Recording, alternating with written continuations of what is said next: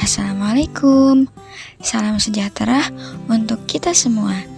Kami dari kelompok 1 akan membahas hasil tugas kami untuk mata kuliah Al-Islam Kemuhammadiyahan 4. Sebelumnya, izinkan saya memperkenalkan anggota kelompok 1 terlebih dahulu.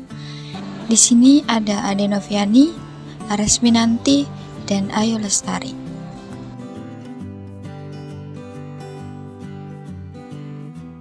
Di sini kita akan membahas karya monumental umat Islam dalam ipteks. Ada 4 sub yang akan kita bahas. Yang pertama, zaman kejayaan Islam di bidang ipteks. Yang kedua, sebab-sebab kemajuan teknologi dan sains di masa-masa kejayaan Islam. Yang ketiga, sebab-sebab kemunduran umat Islam dalam ipteks. Dan yang keempat, upaya-upaya kebangkitan kembali umat Islam dalam ipteks.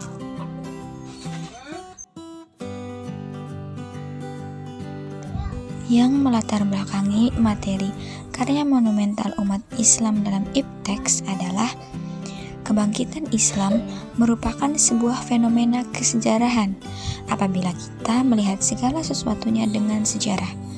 Kebangkitan Islam ini ditandai dengan menumbuhkan kembali semangat iman, menghilangkan stagnasi dan pemikiran atau fikih.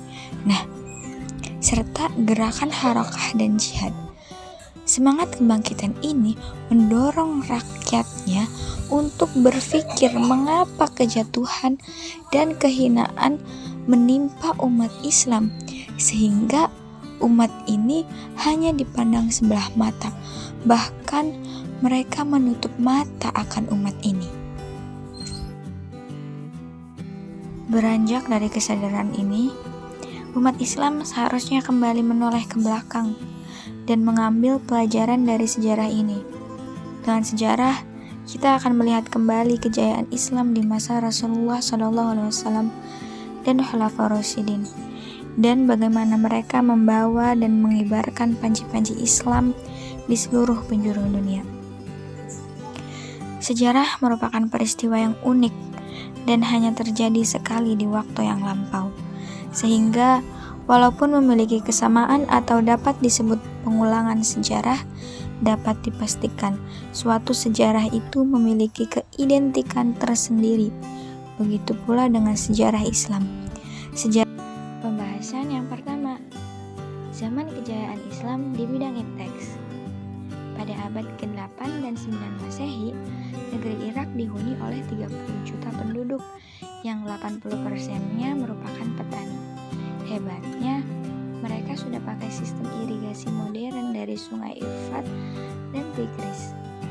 Hasilnya, di negeri-negeri Islam, rasio hasil panen gandum dibandingkan dengan benih yang disebar mencapai 10:1.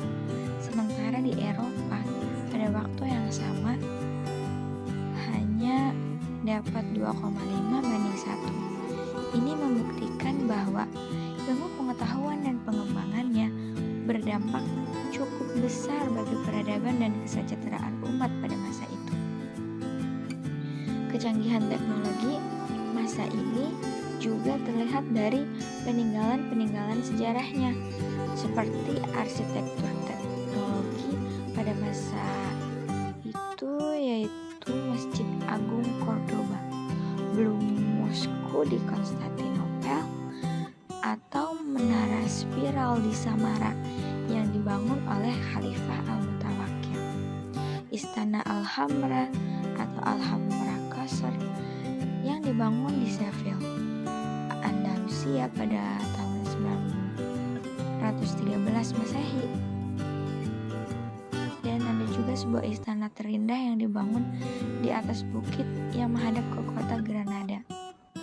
Pada abad ke-14, tentara salib akhirnya terusir dari Timur Tengah dan membangkitkan kebanggaan bagi masyarakat Arab.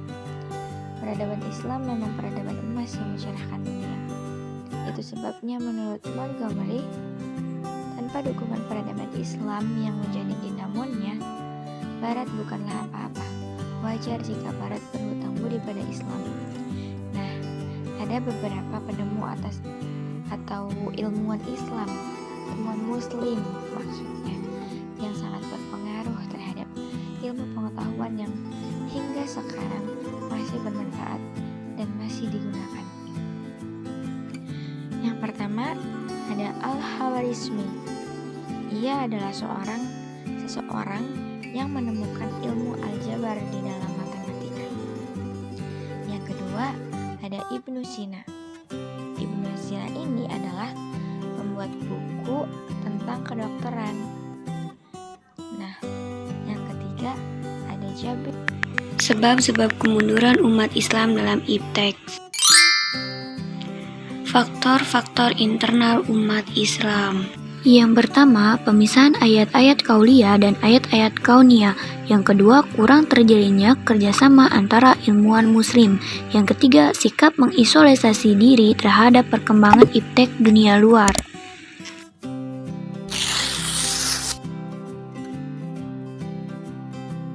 Faktor penyebab kemunduran ilmu pengetahuan dalam Islam. Yang pertama, kesadaran orang Barat akan pentingnya iptek bagi peningkatan kesejahteraan rakyat. Yang kedua, orang Barat yang beragama Nasrani ingin menunjukkan bahwa mereka pun dapat maju dalam bidang iptek sejajar dengan umat Islam. Yang ketiga, orang-orang Barat yang berjiwa petualang berusaha menemukan benua baru sehingga mereka menemukan pusat perdagangan baru. Yang keempat, orang-orang Barat sengaja menghancurkan observatorium Islam yang didirikan oleh Taqi al-Din pada tahun 1580, menjadikan Islam kehilangan sumber pengetahuan dan pengamatan bintang. Yang kelima, akibat kolonialisme, stabilitas politik, dan kemakmuran ekonomi negara-negara Islam mulai menurun. Padahal stabilitas politik dan kemakmuran merupakan akar bagi perkembangan ilmu pengetahuan dan teknologi. Upaya-upaya kebangkitan kembali umat Islam dalam ipteks. Dampak lain dari kemunduran dunia Islam di bidang iptek ialah tumbuh suburnya kemiskinan, rendahnya mutu pendidikan, minimnya pendapatan per kapita, dan merajalelanya pengangguran.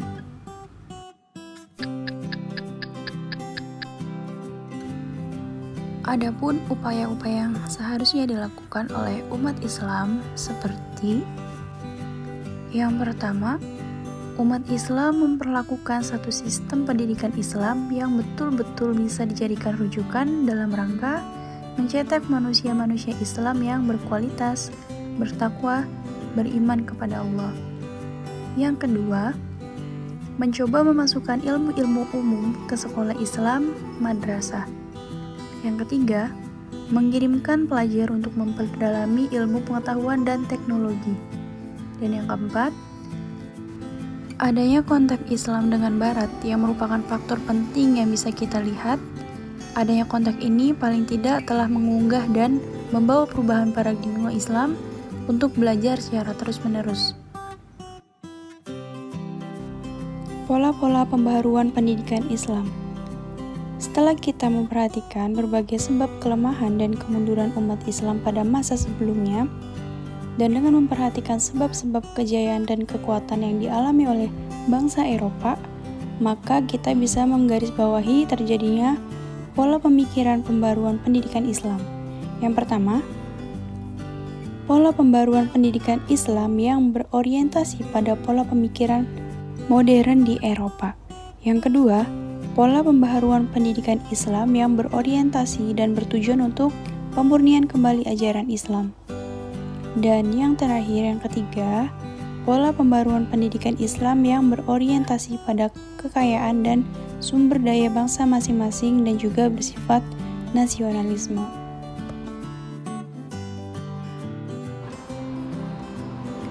Mungkin itu saja yang dapat kami sampaikan. Kurang lebihnya mohon maaf. Wassalamualaikum warahmatullahi wabarakatuh.